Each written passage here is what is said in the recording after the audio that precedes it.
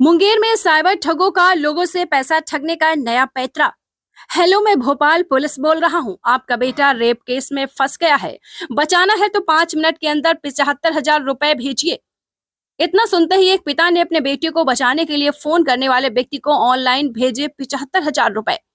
वहीं बेटे का फोन पिता के पास आने के बाद मामले का हुआ खुलासा कि वे साइबर ठगी का हुए शिकार। दरअसल साइबर ठग अब भोले भाले लोगों को ठगने के लिए नए नए तरीके अपना रहे हैं, जिसका शिकार मुंगेर के कासिम बाजार थाना क्षेत्र के शास्त्री नगर निवासी राजेश कुमार सिन्हा हो गए हैं। पीड़ित राजेश कुमार सिन्हा का बेटा मध्य प्रदेश के LNCT इंजीनियरिंग कॉलेज में बीटेक कर रहा है और कुछ दिन पूर्व उनके मोबाइल पर एक नंबर से फोन आया, जिसमें फोन करने वाले ने कहा कि मैं भोपाल पुलिस बोल रहा हूँ। आपके बेटे को रेप केस में गिरफ्तार किया गया है। बेटे को बचाना है तो 5 मिनट के अंदर ऑनलाइन 75,000 रुपए भेजो। इस दौरान फोन करने वाले ने उन्हें अकाउंट डिटेल्स भी भेज दिया। इसी बीच उसने अपने बेटे को फोन किया तो उसका फोन स्विच ऑफ आया, जिसके बाद उसने 75,000 रुपए किसी सतीश कुमार नाम के फोन पे पर भेज दिया। पैसे भेजने के कुछ देर बाद ही उसके बेटे का फोन आया। उसने बताया है कि वह क्लास में था, जिसके कारण उसका फोन बंद था। जिसके बाद उनके द्वारा 1930 NCRP पर कॉल कर शिकायत दर्ज कराई गई। वहीं जिसके बाद उनके मोबाइल पर साइबर थाना पटना से फोन आया, जिसमें बताया गया कि आपका 35,000 रुपया होल्ड पर है। अपने नजदीकी साइबर थाना में जाकर प्राथमिकी दर्ज करा दें। जिसके बाद उनके द्वारा मुंगेर साइबर थाने में प्राथमिकी दर्ज कराई गई। इस मामले में मुंगेर साइबर थाना प्रभारी प्रभात रंजन ने बताया है कि पीड़ित द्वारा आवेदन दिया गया है। उनका 35,000 रुपए होल्ड पर है। साइबर थाना पुलिस मामले की जांच कर रही है। उन्होंने कहा है कि पुलिस द्वारा किसी भी मामले को लेकर पैसे नहीं मांगे जाते हैं। यदि इस प्रकार का फोन आता है तो नजदीकी थाना या साइबर थाने को इसकी सूचना दें। पुलिस द्वारा पूरी मदद की जाएगी। घटना ये है कि 25 अप्रैल को हमारा मतलब मेरे को एक कॉल आया लगभग 11:30 बजे। 11:30 बजे उसने कहा कि एक अज्ञात व्यक्ति ने कहा कि मैं भोपाल पुलिस से बोल रहा हूँ, मध्य प्रदेश पुलिस से। हमने आपके लड़के जिसका नाम शांतनु सिन्हा है, उसको गिरफ्तार किया है। उसके साथ 4 लड़के और भी हैं और चारों ने जुर्म कबूल कर लिया है। बाकी आपके लड़के ने जुर्म कबूल नहीं किया है। तो हमने कहा उसको कि भाई आप हमारे बेटे से बात कराएं, यदि आपके पास वो है तो आप बात कराएं हमें। तो फिर उसने कहा कि नहीं, मैं बात नहीं करा सकता हूँ। सो मतलब कि जो है आपके पास 10 मिनट का टाइम है। वो एक रेप केस में फंसा हुआ है और एक मिलिट्री मैन की आदमी, यदि आर्मी की बेटी है जिसका रेप हुआ है, जिसमें वो जिस कांड में वो शामिल है, वो लड़की मर चुकी है और हमको बहुत दबाव है ऊपर से कि इसको गिरफ्तार किया जाए और गिरफ्तार करके जेल भेजा जाए। आपके पास 10 मिनट का टाइम है। यदि आपको छुड़ाना है तो इसको आपको 75,000 रुपये देने हैं। आपको फ़ोन पे में के माध्यम से मैं स्कैन भेज रहा हूँ, उसको जो है आपको पे करना है। तो हमने अपने बच्चे से बात करने की कोशिश की, लेकिन बच्चा उस समय फ़ोन नहीं उठाया, क्योंकि वो उस समय क्लास में था। हमें इतनी जानकारी नहीं थी कि वो क्लास में था या कहाँ था।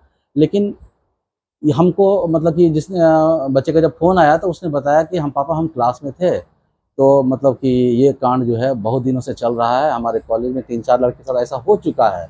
तो उस व्यक्ति को मैंने 75,000 डर से, भयवश कहिए, कि अपने बच्चे को छुड़ाने के लिए 75,000 रुपये हमने उसके फ़ोन पे के माध्यम से उसको पे कर दिया। पे करने के बाद बच्चा जब हमारा फ़ोन किया तो हम फिर उस व्यक्ति से बात किए। वो व्हाट्सएप कॉलिंग था। तो व्हाट्सएप कॉलिंग पर वो हमें कहा कि आपका पैसा वापस हो जाएगा यदि आपका बच्चा इसमें इन्वॉल्व नहीं है तो। हम बोले बिल्कुल इन्वॉल्व नहीं है। हमने हमें वो उसका कॉल अभी आया था और अभी वो बात कर रहा था हमसे। आप हमसे जालसाजी के तहत आपने हमसे पैसे ले लिए। ये बात सही नहीं है, आपने कहा था।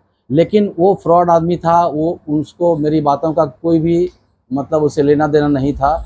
उसने अपने काम निकालने थे।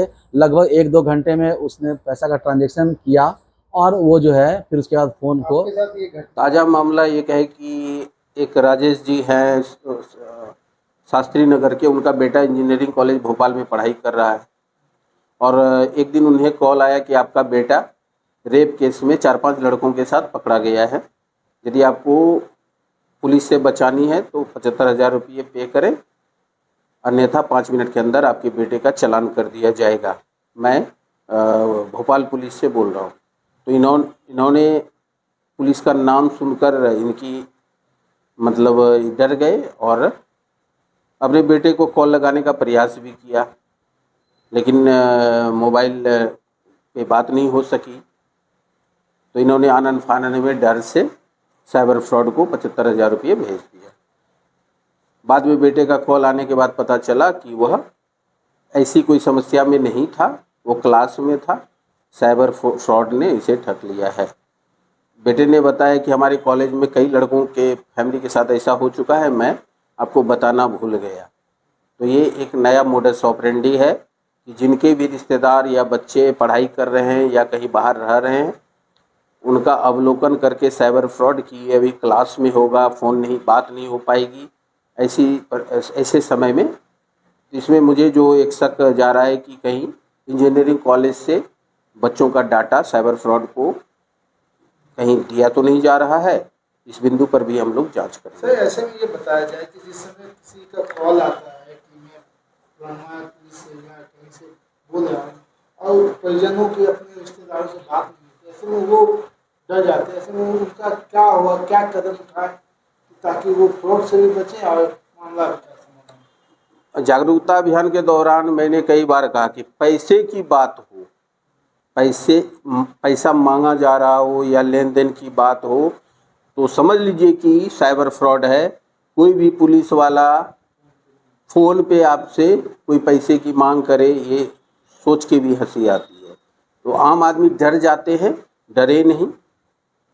यदि ऐसी कोई बात होती है तो साइबर थाना आकर वो अपनी शिकायत दर्ज कराएं या सलाह लें, हम लोग सलाह भी देंगे, या निकटवर्ती थाने में जाके बोलें कि ऐसा हुआ है, या किसी अन्य व्यक्ति से सलाह लें।